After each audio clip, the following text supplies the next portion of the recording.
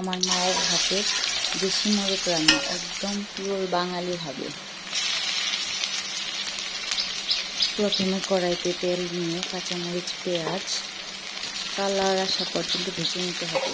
তারপর তাতে আদা রসুন বাটা দিয়ে, হলুদ দিয়ে, সামান্য একটু পানি দিয়ে, শুকনো মরিচের গুঁড়ো, জিরার গুঁড়ো, ধনিয়ার গুঁড়ো, লবণ এগুলোকে হালকা কষিয়ে নিয়ে মুরগির মাংসটাকে দিয়ে দিতে হবে। এরপর মুরগির মাংসটাকে ভালোভাবে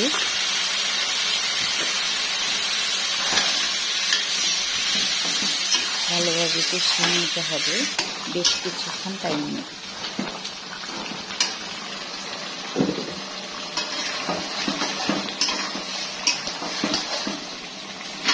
যখন মাংসটা কষিয়ে আসবে তখন আলু দিয়ে আবার বেশ কিছুক্ষণ কষিয়ে নিয়ে নাড়াচাড়া করতে হবে। এরপর একটু ঝোল দিয়ে সুন্দরভাবে আবার কষিয়ে নামিয়ে ফেললে হয়ে যাবে সুন্দর বাঙালিয়ানায় দেশি মুরগির মাংস।